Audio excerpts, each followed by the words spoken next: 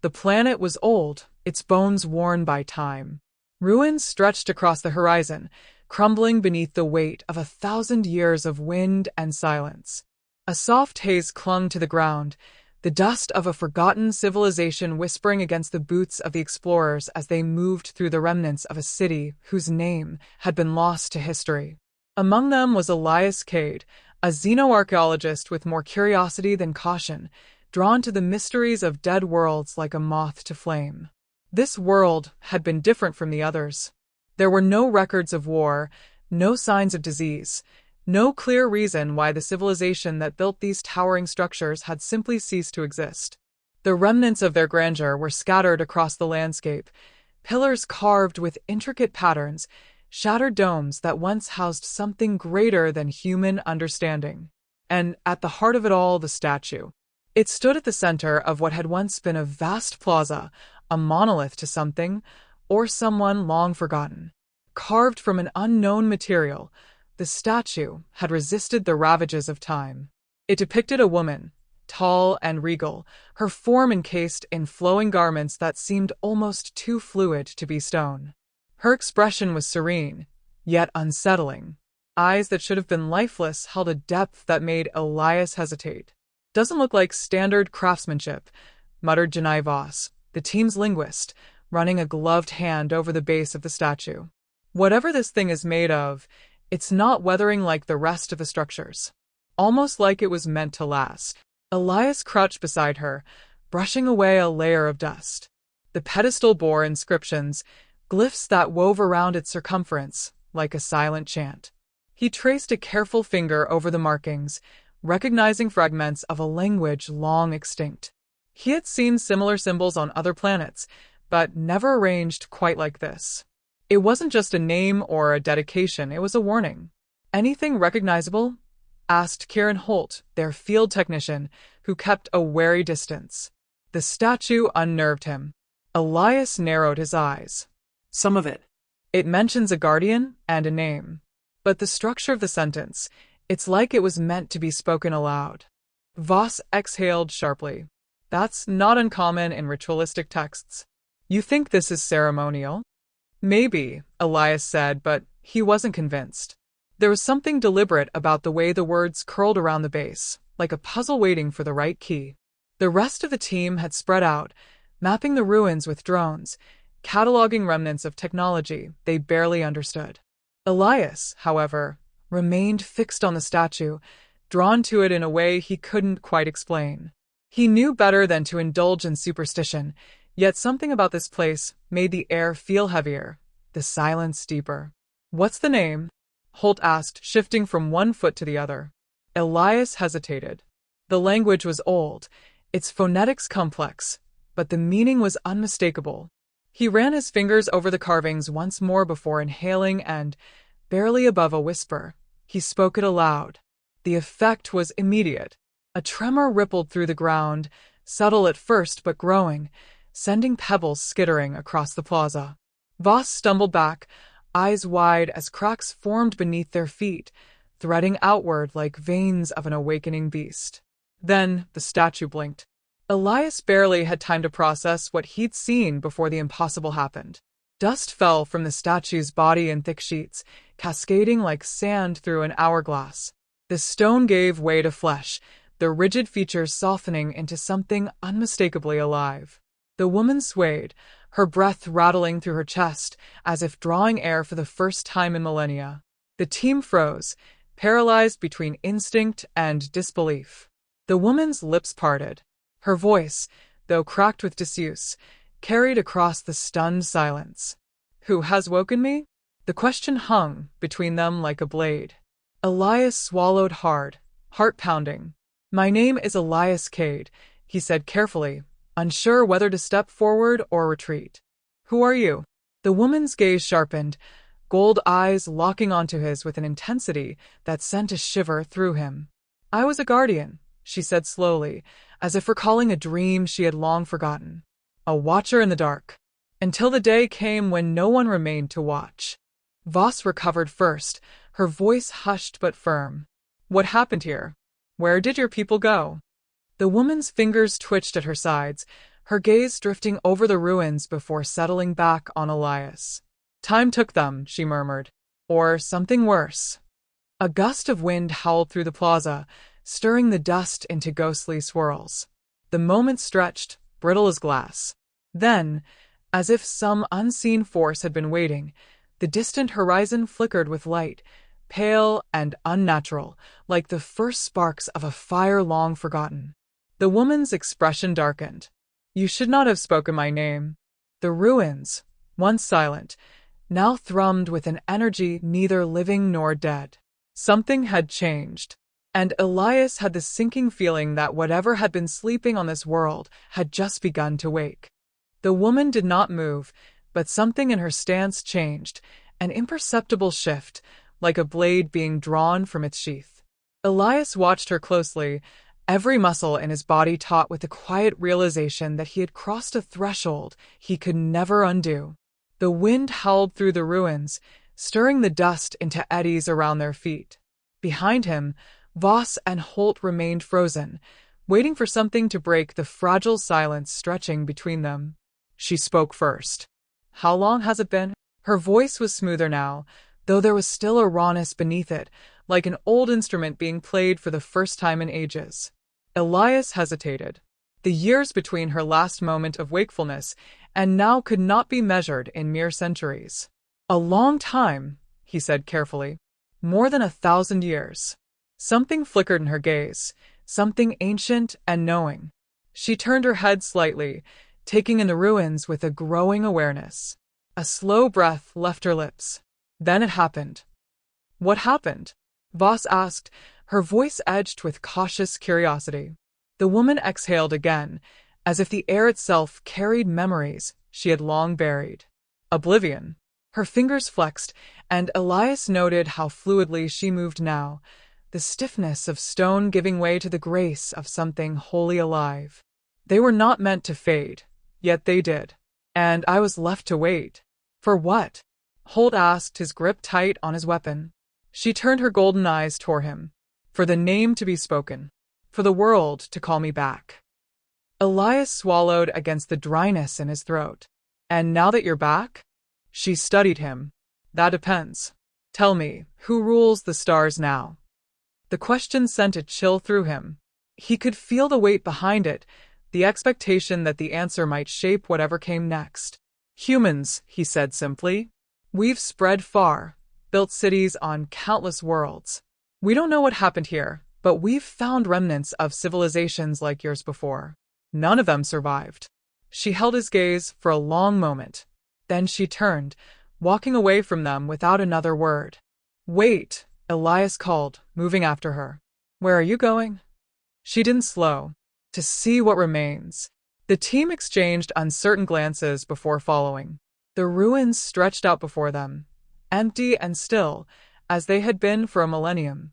Yet with each step, Elias felt as though something unseen stirred in the shadows, pressing against the edges of reality. She moved with purpose, tracing the remnants of streets and broken corridors as if she could still see them as they once were. She stopped at the base of a shattered tower, resting her hand against the stone. The moment her fingers touched it, a soft hum filled the air. A pulse of energy rippled outward, subtle but undeniable. Elias's breath caught. What was that? She didn't answer immediately. Instead, she turned her palm upward, watching as the dust on her skin shimmered faintly before vanishing. The echoes remain, she murmured. Not all things die so easily. Voss frowned. Are you saying something is still here? The woman tilted her head, as if listening to something beyond their perception. Not alive. Not dead. Waiting. Elias felt a sharp pang of unease. For what? She lowered her hand. For the call. A metallic crack echoed through the ruins, sharp enough to make them all flinch. Holt immediately raised his weapon, scanning the area. What was that? The woman's expression hardened. The first answer. Elias turned his gaze to the horizon. A pale light flickered once more in the distance, but this time, it did not fade. It pulsed. A beacon. A warning. We need to leave, Holt said, stepping back. Right now. But the woman did not move.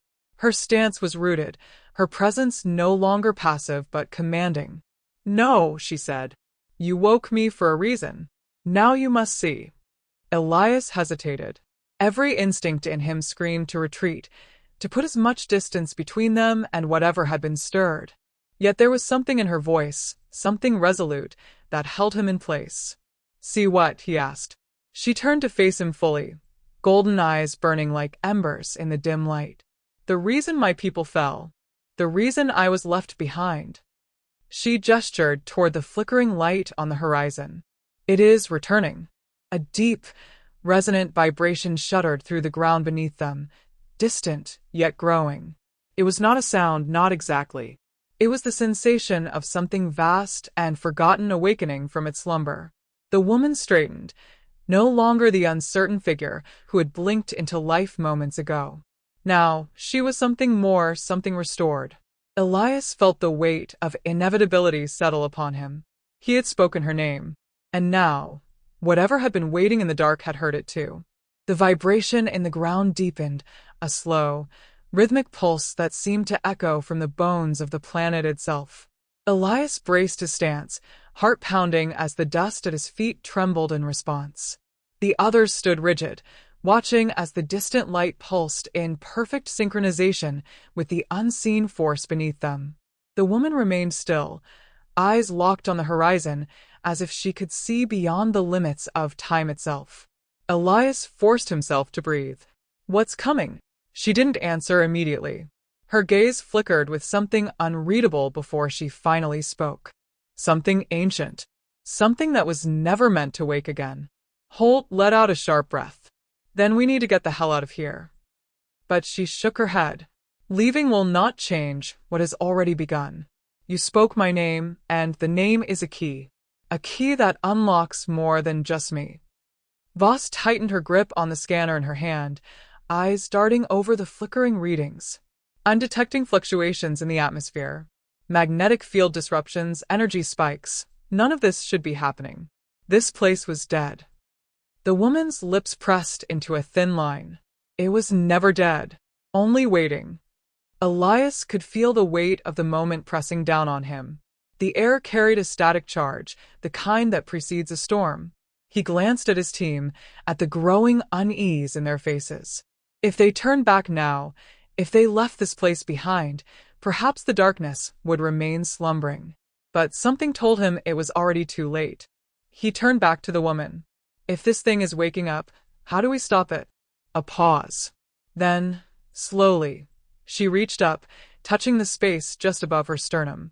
A faint glow pulsed beneath her skin, as if something long dormant had reawakened inside her. When she spoke, her voice carried the weight of forgotten histories. "There was a war," she said. "Not of conquest, not of greed, but of purpose. My people were its architects, its guardians. We built cities that touched the sky, vessels that traversed the stars. We unlocked the fabric of creation itself. And then, we made a mistake." The pulsing in the distance grew stronger. A distant rumble, like the voice of the planet groaning in protest. Voss took a cautious step forward. "What kind of mistake?" The woman met her gaze. "We sought to imprison what should have been destroyed." A silence settled over them, heavy and suffocating. Elias felt the implications settle into his bones. "You built a prison." "A prison," she confirmed. "And a warden." She gestured to herself. "I was made to stand watch, to ensure it never woke again. But time is a cruel enemy." The world crumbled. The knowledge was lost. And I remained. Holt shook his head, tension evident in his clenched jaw. "And now it's waking up." The woman gave the faintest nod. "Because you spoke the name." Elias felt the cold weight of guilt settle in his stomach, but there was no time for regret. "Then tell us what we're dealing with." She exhaled, the glow beneath her skin pulsing once more. "We called it the Hollow." The name sent an unexplainable shiver through him. He didn't understand the meaning, not fully, but instinct recognized it before his mind could. The others shifted uneasily, as if the word itself carried a power they weren't meant to touch. "It was not life, not as you understand it, the woman continued. It was hunger given form, a void seeking to consume. It did not create, did not destroy, it simply unmade. Where it passed, nothing remained. No ruins, no echoes, no memory. Elias glanced at the ruins around them. But this place is still here. She turned, looking at the remnants of her fallen civilization with something almost like sorrow. Because we stopped it. We bound it in the depths of this world, locked it within the weave of reality itself. And I was left as the final failsafe. If the name was ever spoken, I was to rise and ensure it did not rise with me. The ground trembled violently now. The light on the horizon flared, stretching upwards into the sky like grasping fingers. A storm of dust and energy crackled in the distance, and the air grew thick with something unseen but undeniably real. Holt took several steps back, voice tight. I'm guessing that plan isn't holding up so well. The woman did not look away from the horizon. No. The bindings are breaking. Voss's voice was laced with urgency. Then how do we reinforce them? How do we stop this thing from getting out? The woman finally turned back to them. The seal was crafted from intent, from will. It required a sacrifice to bind it, and it will require another to renew it. Elias felt the weight of her words before she spoke them. I was that sacrifice once, she said. And now, one of you must take my place. The words hung in the air like a death sentence. No one moved. No one breathed. Voss was the first to break the silence. There has to be another way. There is not. The woman's voice was steady, but there was something softer beneath it now. I do not say this lightly, but if the hollow escapes, there will be no stopping it. Not in your time. Not in any time. The pulsing grew erratic. The sky darkened unnaturally, the very fabric of reality quivering under the strain. The hollow was coming. Elias clenched his fists. His mind raced through possibilities, alternatives, but deep down, he already knew the truth. Some things could not be fought. Some things could only be kept at bay by those willing to stand between oblivion and everything else. He met the woman's gaze. Tell me what I have to do. A flicker of something passed through her expression. Respect, perhaps. Or sorrow. She raised a hand, pressing it against his chest, and the glow that pulsed beneath her skin began to spread into him. It was warm, but behind the warmth was an abyss, an unyielding gravity that he could already feel pulling at the edges of his existence. The seal is made of will, she said. It must be strong enough to last, to hold. Elias gritted his teeth as the sensation deepened, rooting itself inside him. He could feel it now, the enormity of what had been bound, the endless hunger straining against its cage. It was not a being. It was the absence of being. Voss reached for him. Elias. He shook his head. It has to be done. The woman took a step back, her form already fading, her purpose fulfilled. Then let it be done. The world pulsed once. Then there was only light. The light swallowed everything. Elias felt himself stretch thin, as if his very essence were being unraveled and rewoven into something vast and incomprehensible.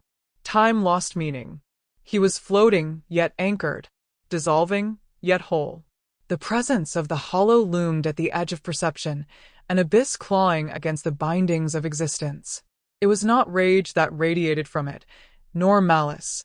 It simply was. A force, a hunger, an absence pressing outward, desperate to reclaim what had been taken from it. His mind strained under the weight of the seal as it wrapped around him, threading into the marrow of his being.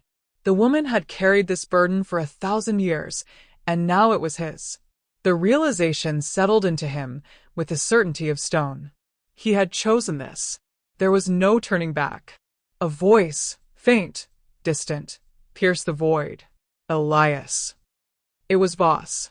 He could barely grasp the shape of her words, but they tethered him, a reminder of what lay beyond the hollow's pull. He forced himself to respond, though his voice felt like an echo traveling through an endless corridor. I'm here. Shapes began to coalesce. The ruins flickered into view, wavering like a mirage, caught between one reality and the next. The ground beneath him was fractured, glowing with deep veins of energy. Holt and Voss stood nearby, their faces carved with something between fear and awe. The woman was gone, faded, erased, her task completed. Voss took a tentative step forward, her hand reaching as if she could pull him back from whatever threshold he straddled. "You're not the same." He wasn't. He could feel the hollow pressing against him, gnawing at the edges of his being. He was no longer just Elias. He was the lock, the gate, the sentries standing between oblivion and the rest of existence. He could feel the weight of the ancient seal holding firm for now. Holt exhaled sharply. "Can you control it?" Elias turned his gaze toward the horizon, where the sky still pulsed faintly with residual energy. He could see now, not with his eyes, but with something deeper. The bindings had been reforged, strengthened with his own presence. The hollow stirred beneath, restless, but contained. "For now," he answered. Voss shook her head, stepping closer. "We have to find a way to fix this. To free you." Elias gave a small, tired smile. "That's not how this works."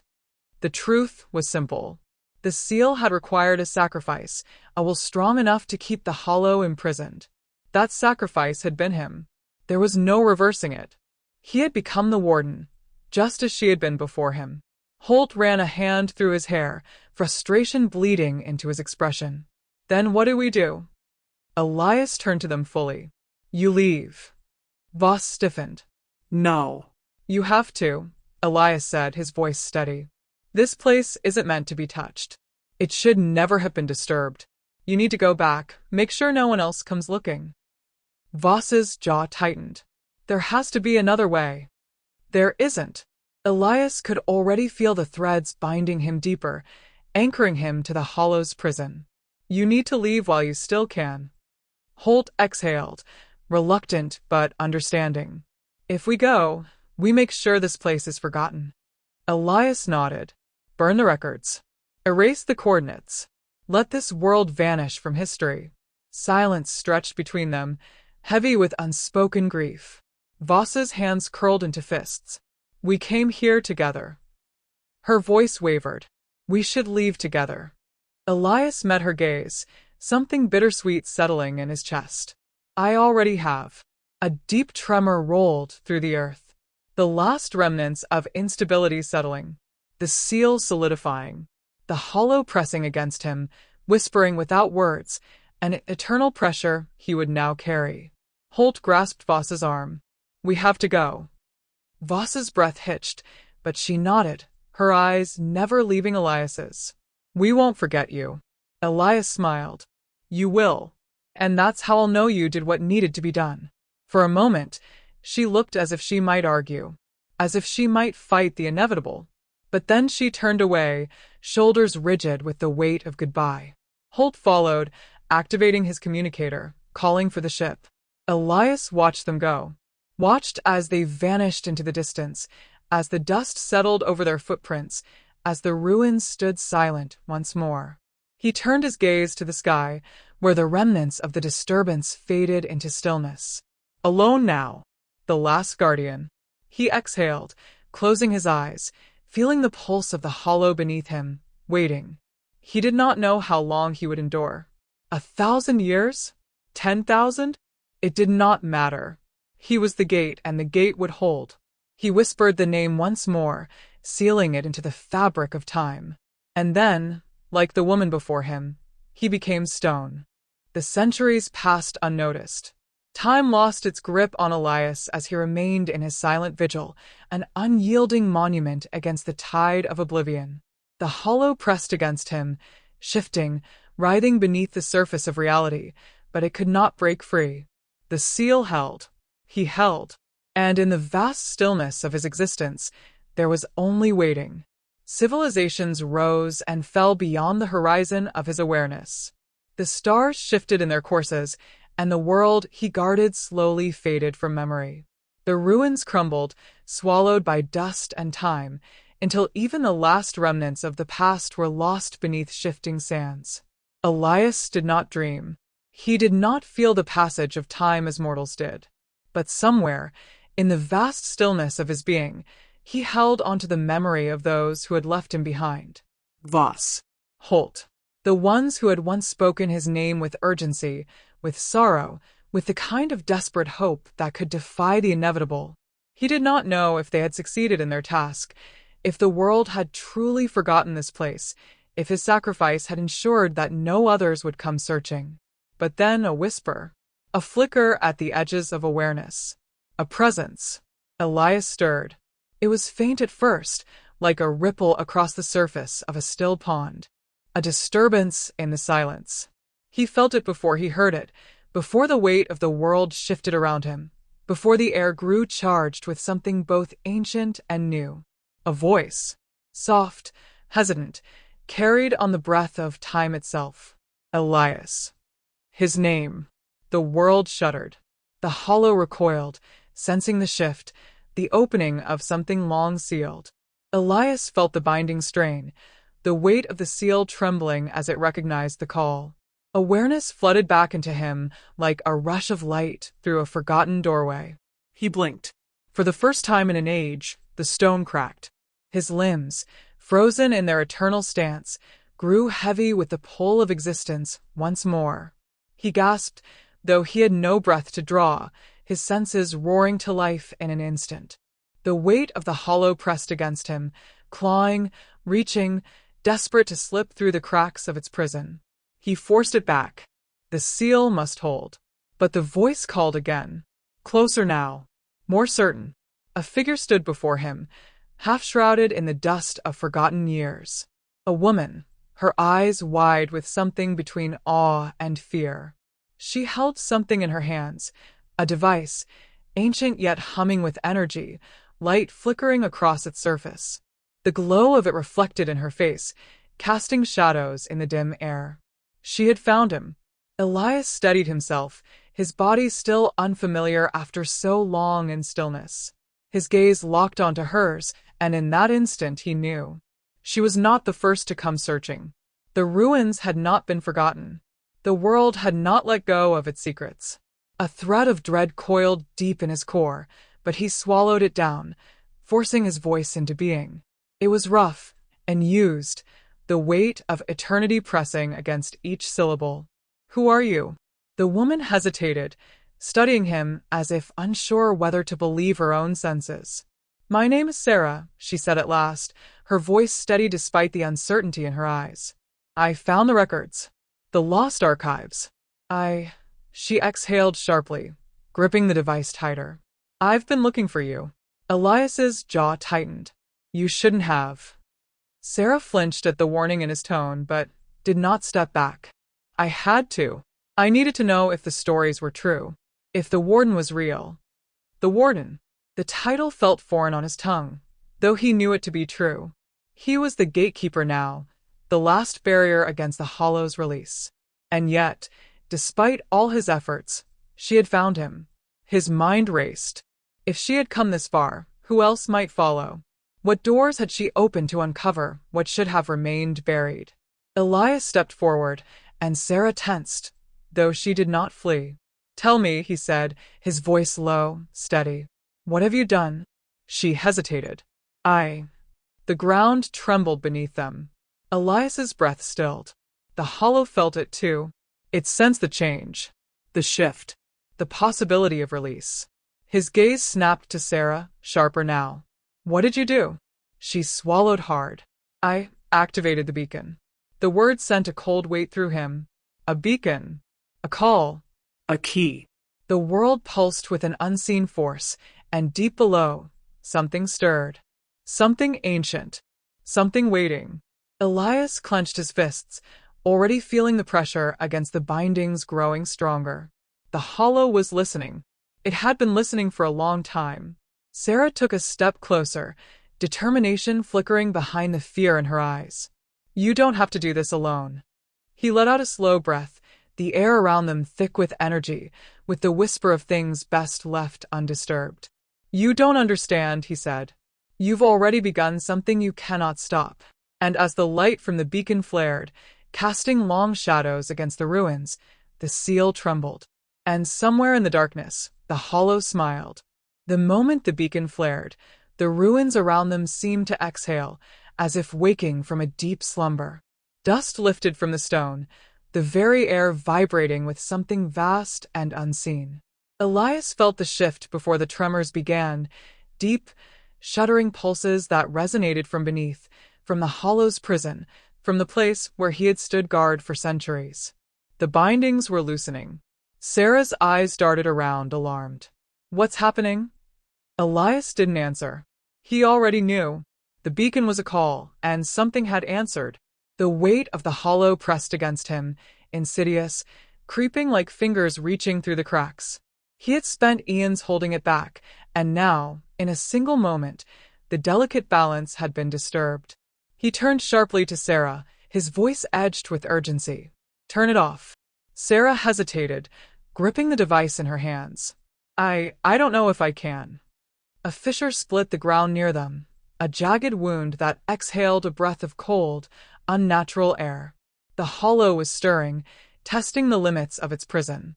Elias gritted his teeth, the pull of it stronger than he had felt in an age. It recognized an opportunity. Sarah fumbled with the beacon's controls, her fingers moving quickly, but Elias could see the flicker of panic in her movements. The device was ancient, a relic of lost knowledge, and whatever she had done to activate it was unraveling something far greater than she had anticipated. Another tremor rocked the ground beneath them. A whisper, not spoken, but felt, brushed against the edges of Elias's mind, cold and insidious. "You are not enough." Elias staggered. The hollow was speaking to him, or perhaps it always had, but now its voice was clearer, more potent. The bindings were failing. Sarah cursed under her breath, still fighting with the beacon. "It's not shutting down." "I didn't expect." "Because it's not just a beacon," Elias interrupted, realization striking him like a hammer. "It's a key." Sarah froze, eyes locking onto his. "What?" "You didn't just call something," Elias said, his voice grim. "You unlocked something." The beacon pulsed again, its glow intensifying. The fractures in the ground widened. The hollow's presence surged forward, no longer a whisper, but a roar. The seal that had bound it for millennia was unraveling strand by strand, and Elias could feel the weight of his existence straining under it. He had to hold it. Bracing himself, he reached outward, not with his hands, but with the force that tethered him to this place, the remnants of the seal that had bound him to the role of warden. He pushed against the unraveling, against the hollow's grasp, against the unraveling of the prison. For a moment, the trembling ceased. The beacon flickered. Sarah gasped, her fingers tightening around the device. "You're holding it back." "Not for long," Elias ground out. The pressure was unbearable, as if he were trying to dam a tidal wave with his bare hands. Sarah's gaze darted between him and the beacon, realization dawning across her features. "Then we need to restore the seal." Elias let out a sharp breath. "It's not that simple."